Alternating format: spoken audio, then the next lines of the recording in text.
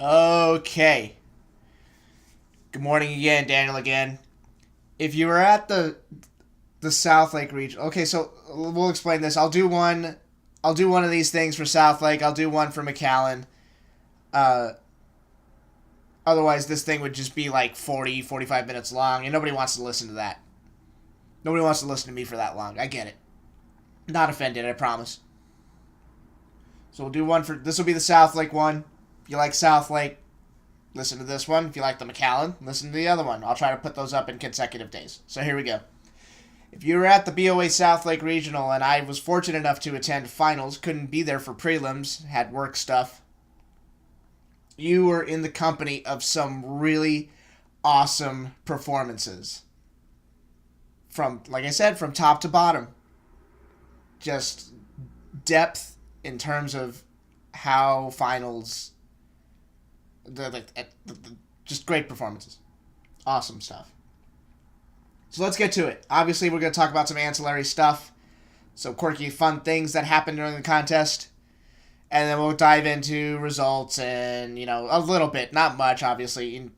If you've listened to the cherry on Austin, obviously, and by the way, great response from you all. Thank you very much for listening and not necessarily viewing because I just put up a photo. I don't know, maybe we'll do video one day. We'll see if you're good, if you behave.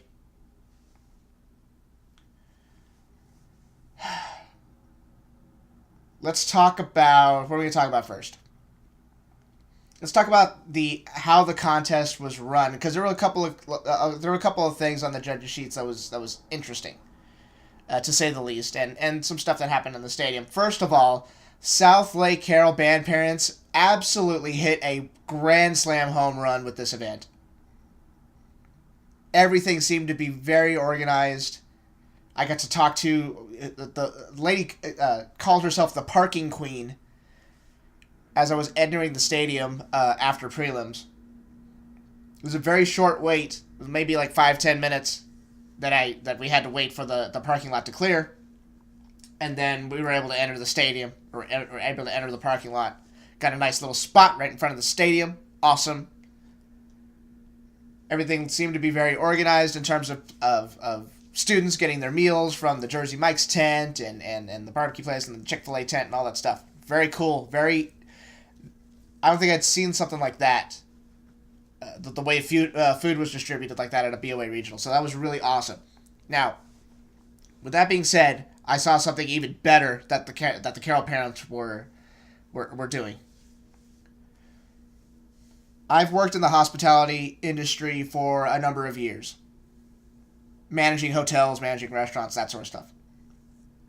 One of the key service factors or key service basics that we have in the industry is something called the 10 to 5 rule.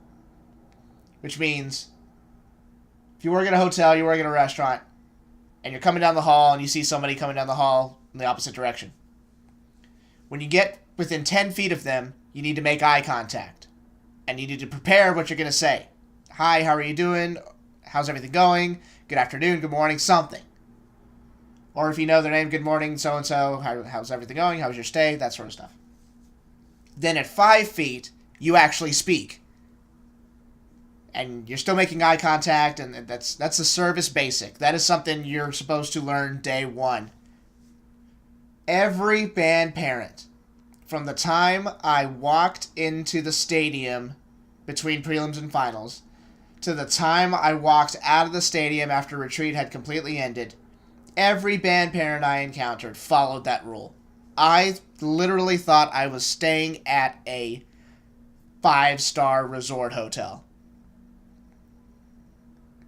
Those parents nailed it. And it wasn't just the amenities that they provided and like chips and tea and stuff like that. It didn't have anything to do with that. Because that stuff was nice, but customer service will always be something that keeps people coming back. Trust me. You can have the best steak in the world, but if the person serving it to you or the people around you are jackasses, you're not going to want to eat there. Those band parents nailed it. So congratulations to the Carroll band parents. I mean, my goodness. That's how you run an event. That's how you run an event. Awesome. Let's talk about the exhibition band. Missouri State. I missed their performance. I was literally on the road coming to the stadium as they were going on for their prelims exhibition. They sent their brass ensemble out to do the national anthem, and they did a very nice job. Then, all of a sudden, I see these maroon, like 200 maroon shirts enter the stands before finals. And I thought, holy crap, that's them. The Missouri State University Band actually stayed for finals. And as far as understanding what's going on and understanding, how hard these kids work, Missouri State Band was some of the, as terms of like a big section participating in the event, they exhibited some of the best behavior I'd ever seen. Anytime there was a guard catch, they applauded. Anytime there was an awesome solo, they applauded. Anytime there was a big musical moment, they were going crazy. And you should have seen them when Hebron and Flower Mound went on. They were losing it, as was the rest of the crowd. Several years ago, I was part of Team Swag at the Bands of America Summer Symposium. I only did it 1 year. And every year at the Summer Symposium, they still do this now, they do a DCI show. The DCI tour actually rolls through there, and all of the campers get to sit near the front, and they get to watch the show. And it's easily the most exciting, most awesome DCI show out of the entire tour. Because like I said, those kids understand what's going on. They understand how complex it is to toss a rifle in the air and catch it. They understand how awesome it is when you get a big musical impact. Southlake reminded me of that DCI show that I went to. Missouri State was full of enthusiasm. They applauded everybody and everything that went on. They could not have been a more classy organization. It was so awesome. It was such a treat to see them react to all the great sounds and great visual moments that you saw at Southlake. So props to Missouri State Band. Awesome stuff. If you looked at the recap, you'll notice a couple of things, and we'll talk briefly on that. Obviously, there was a tie, and a tie is not supposed to keep a program out of finals. So Capel, Timber Creek tied. They both get to go on. So that's why we had an 11th band. I don't mind that stuff at all whatsoever. Timber Creek made their first finals performance at a Bands of America Regional. So shout out to you guys. Congratulations. And with the way they performed, I don't think they're going to be a stranger to regional finals for very long. Solid performance all around. You also notice on the prelim sheets that there is not a music performance individual judge score on there. From what we understand, the music individual judge fell ill during the contest and was unable to complete the contest. Bands of America does not have backup judges for this sort of thing. It just doesn't make any sense. You have one person judging half of the contest, and then you'll have another person come in and evaluate the other half of the contest. It's not feasible. So, what Bands of America did, and I am totally on page with, I totally agree with what they did. They just used the music ensemble score, and they doubled it. They just used that for the music individual score. And we were racking our brains trying to figure out what happened with that, because we saw the recaps. We were still in the stadium. We were going over everything, and we noticed that there was a column missing. So of course we're trying to reach out to people and try to figure out what happened, and sure enough that was the case. Could it have affected some of the scores? Maybe. I like to think that the ensemble scores are usually higher than the individual scores. Simply because there are things you can't... There are things that you hear... There are things you hear at the top of the stadium that you can't hear at the bottom of the stadium. I hope that makes sense. You can have a great ensemble sound. You can be awesome. Everything sounds good. But then if you're into individual level and a kid isn't playing their horn or they're fracking notes, your individual scores will dock a little bit. So yeah, it's a rare situation. I get it. Doesn't happen very often in bands in America, but unfortunately, it's a bummer. But them's the breaks, I guess. All right, let's go a little bit more in depth. Once again, I want to thank all of the band parents that we met this past weekend. It's always a treat to talk to them. They're always excited, enthusiastic about their programs. It's such a treat to speak with them about the activity and meeting people that that post on Texas Bands forums and stuff. It's always a pleasure. It's always a pleasure. Okay. What are we going to start with? Let's see. And if I don't mention by the way, if I don't mention your program, don't take offense to it. Everyone did awesome this past weekend. I enjoyed everyone's performances very thoroughly. With that being said, I have a brand new respect for the Vista Ridge program. This is a program that did a football game on Friday night. Then they hopped on the buses. Then they drove to Dallas. Then they slept on the buses. Then they woke up, and then they had to perform at like 8 o'clock in the morning. And they still made finals. This program is good. That is such a difficult thing to do, to be woken up like that. You're on a bus, and I've slept on a bus for marching band before. It is not comfortable. Even if you sleep in the aisles, it's not comfortable. It's almost impossible to sleep on a bus. You got to be real tired to get comfortable on one of those things. So then they wake up, then they perform, then they perform in prelims. Then guess what? Hey, you're really good. You get to make finals. Then they got to perform in finals. Then they got to stay for retreat. Then they got to get back on the bus and then drive all the way back to the Austin area. I hope you guys are still asleep. I hope you guys got some rest. You deserved it.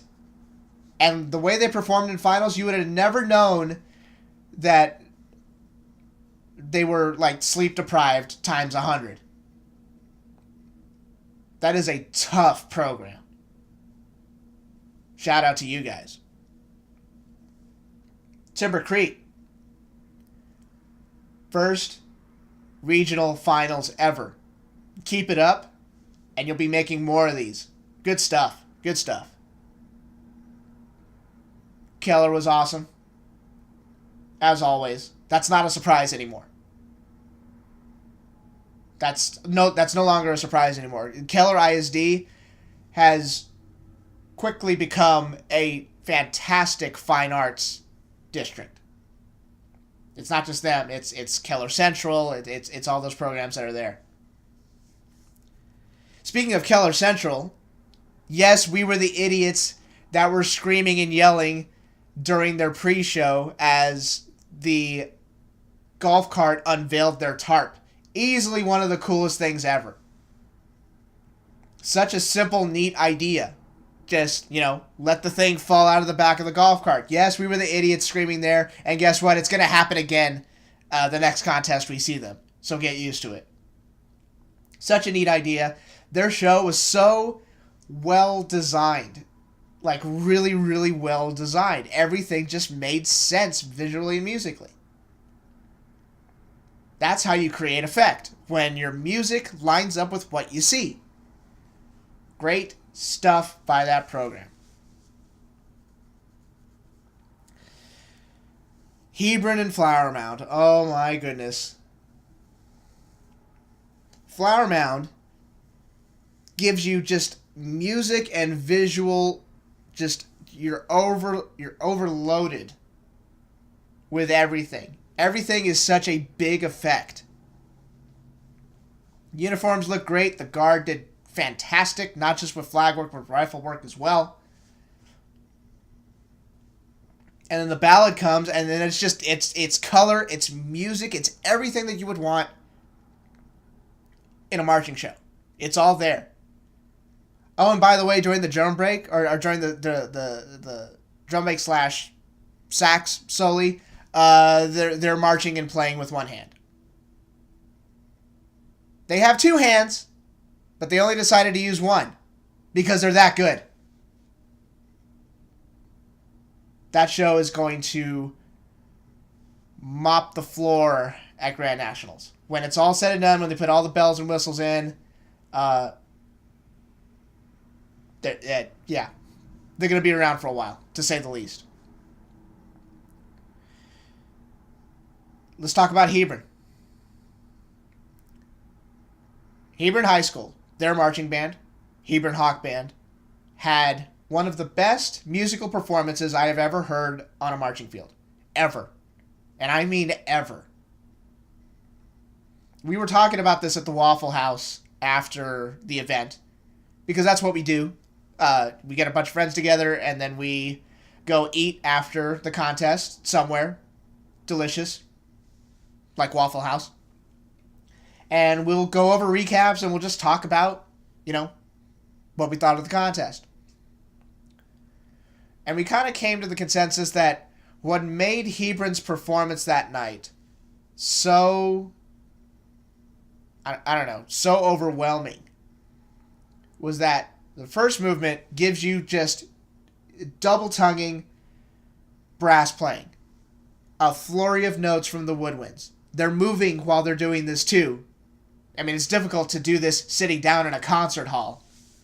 But no, these guys decide to move around the field and do it, and it sounds unbelievable. So they do that. Everything's straightforward, technical brass playing, beautiful moments of the woodwinds, a ton of notes. Then you get to the ballad. Now, they only performed through the ballad. That's all they needed to do. Because, man, that ballad. First of all, they have some of the best soloists ever. Doesn't matter what instrument it is. They can put anybody up there, and it'll be just a knockdown performance. Is that true? That trumpet soloist is a freshman? Yeah. Awesome. Way too awesome. Like, illegally awesome. Like, it should be against the law to be that good. Then they bring the full ensemble sound. With glissandos and grace notes and everything, and it was all in time. That was impressive as well. Stylistically, with their music selections, is difficult to put on the field. Because going from a straightforward first movement to a jazzy, bluesy, take your time, almost a rubato type of feel, make the transition from one to the other, usually there's some sort of drop off. It's usually the jazzy part that, isn't played in terms of stylistically, is not played to the full effect. But Hebron absolutely nailed it. And if you have any doubt that they nailed it, look at the Missouri State Band during the ballad. They were losing their damn minds. They had no idea that sort of sound was going to come from a high school marching band. We were screaming in the stands. That performance was one of the best performances I've ever seen on the field. It was overwhelming. Our knees were buckling. People's faces around us were in awe. just a natural, clean, powerful sound. And because they own the style of the music, not just in the ballad, but in the opener, because they own that style and they go full force with it, it makes those musical impacts that much better. Very good guard run by them Friday or Saturday night. Guards improved a lot, so good job. But holy crap, Flower Mound and Hebron, just overwhelming performances. That's all I can really. That's how I basically describe it. I mean, my goodness. And I put this in the live blog. Pretty, not favorable, very, very accommodating crowd for everybody. Everyone stood up for each other.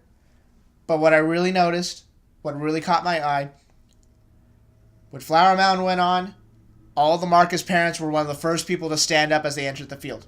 When Marcus went on, all the Flower Mound parents were one of the first parents to stand up as they went on the field. Guess what? They're both going to nationals this year. It's all about Team Texas. There's a camaraderie here, because when you go to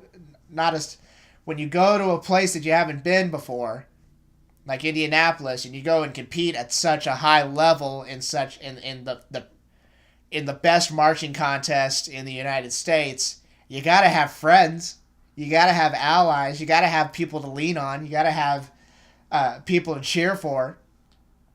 So it's all about that Team Texas. I loved seeing that. That made me feel really happy inside. I don't think people were ready for the Commandant's Own Marine Drum and Bugle Corps. I don't think people were ready for that. Now, they entered the field and they got a standing ovation immediately. They entered the field, announcer announces them, hey, they're going to play on the waterfront, they're going to play this, they're going to play some marches at the end. I thought, okay, cool. And if you've never seen the Marine Drum and Bugle Corps, that's a bucket list item for anyone who is a marching band nerd. Absolutely a bucket list item. So they come out of the field, and there's about 50 of them.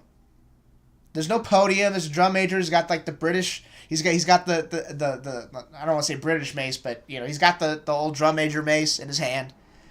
Doesn't stand on a podium. Just basically conducts like he's conducting a small ensemble in a tight space. They do have a pit, very small sound system, couple of keyboards, or a couple of marimbas, bass drum, gong, cymbals, that sort of stuff. It's maybe about 50 of them on the field. People were not ready for the sound that came from those 50 people. They weren't ready for that, because the second they hit that first impact, people started standing up and people started going absolutely crazy. It is always an honor. It is always a privilege to have service academies perform for us. Thank you for your service. Thank you for your sacrifice. And thank you for your musicianship. That was such a unique, awesome, fantastic, knockdown performance. We thoroughly loved it. Such great stuff. One last thing, and I'll get out of your way. The retreat. The backstand's lights went out like halfway through retreat, which was creepy. I don't know if they're. I'm assuming they were on a timer, but those things happen sometimes.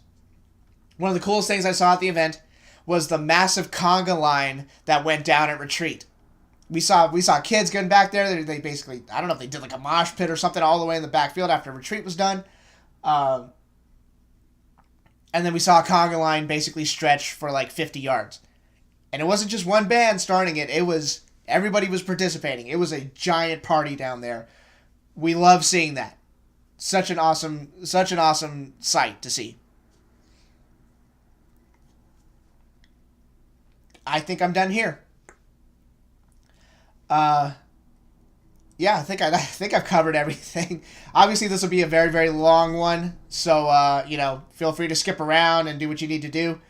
Um, the McAllen one will be coming out within the next day or two, and then we got to go to Conroe. We got to go to East Texas.